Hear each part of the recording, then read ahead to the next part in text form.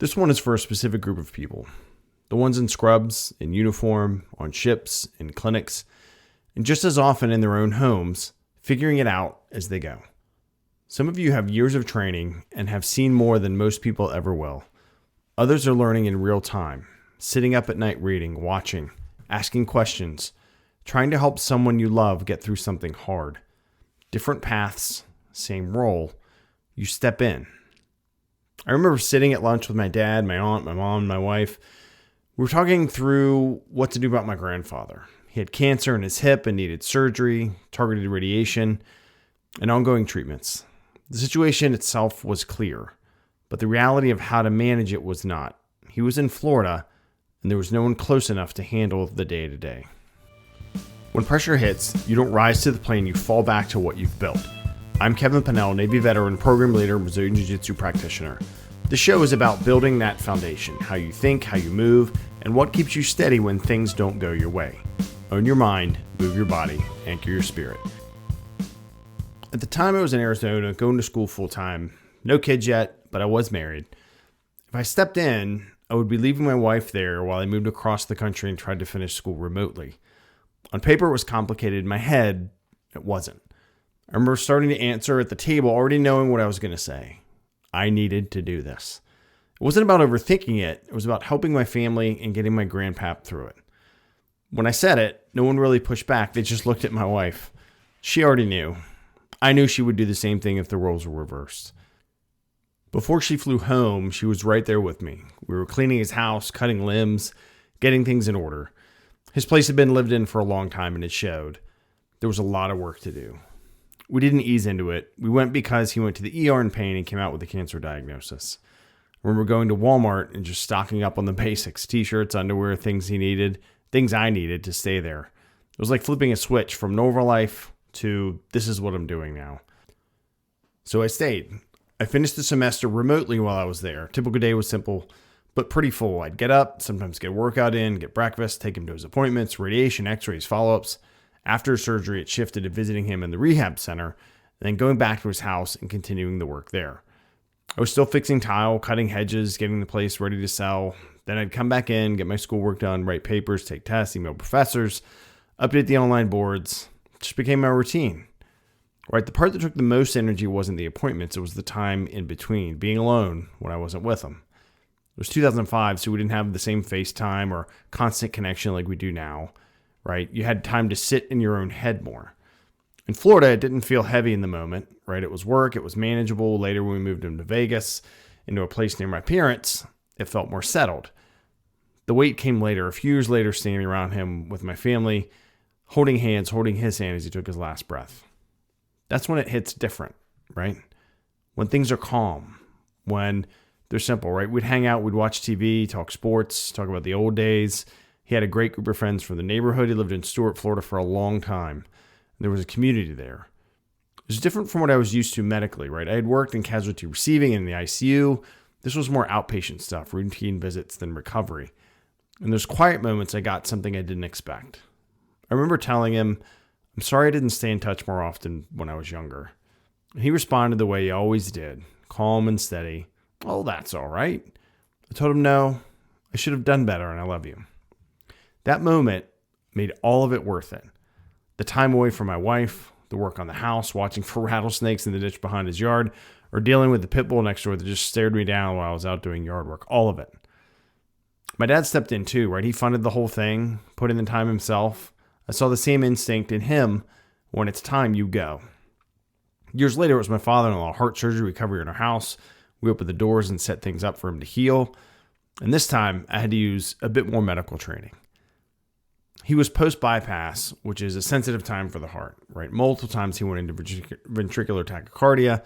That's when the ventricles, the bottom part of the heart, start beating too fast and they just don't move blood efficiently. It's serious and can be deadly. The first time it happened, I checked his pulse manually. I felt how fast it was. I looked at his color pale and I knew something wasn't good. It wasn't minor. EMS came in, got him on the monitor, confirmed V-tach. They cardioverted him with medication, took him to the ER, and he was released. And it didn't happen once. It happened 5 or 6 more times. After the first time, we were more prepared. I had him wear my old Fitbit so I could at least monitor his heart rate.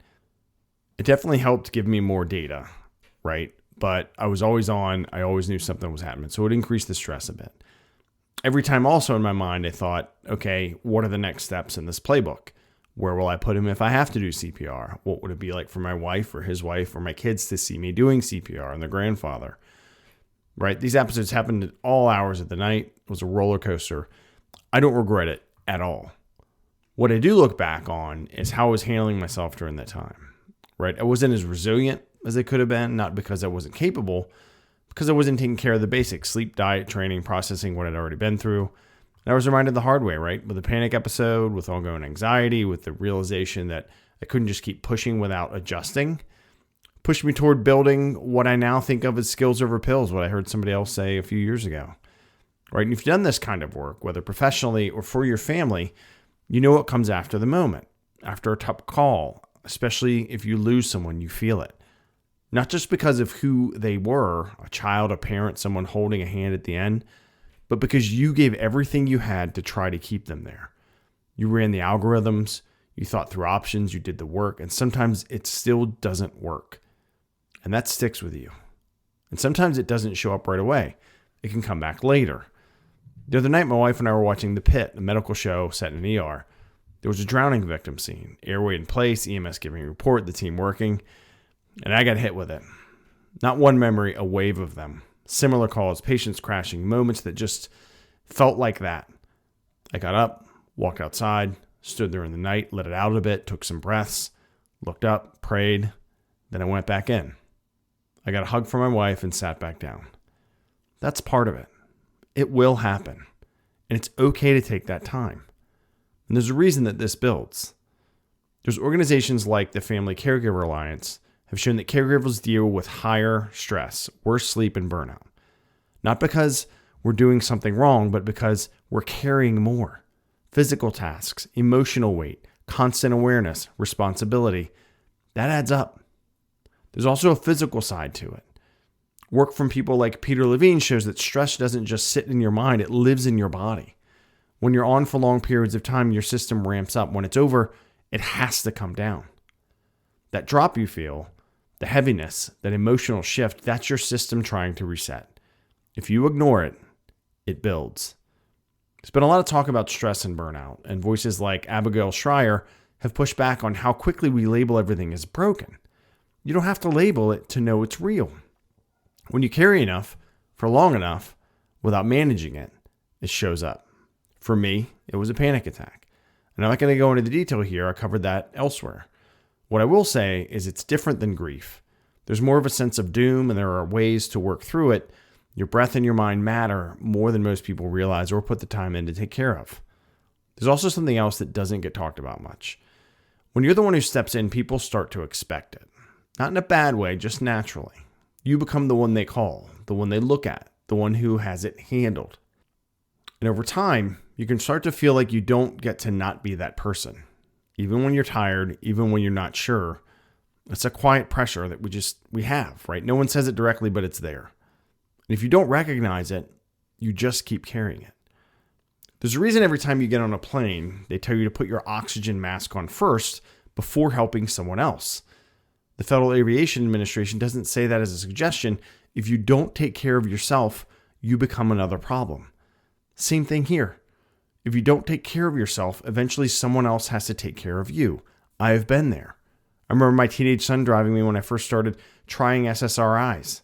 It wasn't easy. It was embarrassing. He didn't say a word. He just stepped up and did it. That stuck with me. It also showed me something. He's a doer, a provider, a caregiver, and I'm very proud of that. If you're listening to this and you recognize yourself in it, you're valuable. People have told me over the years that I made a difference, that I was there when it mattered, that I gave them strength.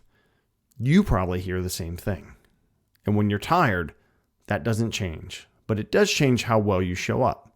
So it pays to take care of yourself. When it's family, for me, it's simple. I'm going to step in. I'm fortunate to have a family that's close and supports each other. When it's not, I still pay attention. I still stay ready, but I ask more questions. I try to understand before I try to fix. That applies at home and at work, right? I'm always be ready with my gear, with my awareness, with my mindset. It's not something I turn on and off. It's who I am. It's what I believe I'm here to do, to help people in a direct, practical way, even when it's uncomfortable. I heard something the other day from Bob Odenkirk on the Rich Eisen podcast that stuck with me. He was talking about getting older and realizing you have something in you, something built over time, and you're not exactly sure where to put it. That hit, because that's where I am. I've done the work. I've been in the rooms. I've carried people through hard moments. I've built the skills, the awareness, the ability to step in when things go sideways. And now it's not about figuring out if I can do it. It's about making sure I'm putting it where it matters, not wasting it, not letting it sit, using it in a way that actually helps people. For me, that still looks like being ready, being present, stepping in when it counts, but it also means being more intentional about where I put my time, my energy, and what I've built over the years. Because if you're wired this way, if you've lived this, you don't lose it. You just have to decide where to use it. I'll always be ready, with my gear, with my mind, with my awareness. It's not something I used to do in uniform or just in certain situations. It's who I am. It's what I believe God put me here to do, to help others in a direct, practical way, even when it's hard to handle. Not helping would be worse.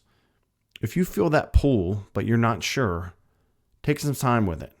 Pray on it, get a workout in, sit with it, talk to someone you trust. You don't have to rush it, but when it's time, you'll know. And if you're already in it, just make sure you're taking care of yourself well enough to keep doing it. Because what you do matters more than most people will ever say out loud. If this helped you, take something from it and put it to work today. Don't just let it sit. You can find more at ownmoveanchor.com. You can follow me in the show on X and Instagram at ownmoveanchor, and on YouTube, ownmoveanchor. If you know someone who needs this, share it with them. Own your mind, move your body, anchor your spirit. Keep showing up, keep doing the work. Godspeed, y'all.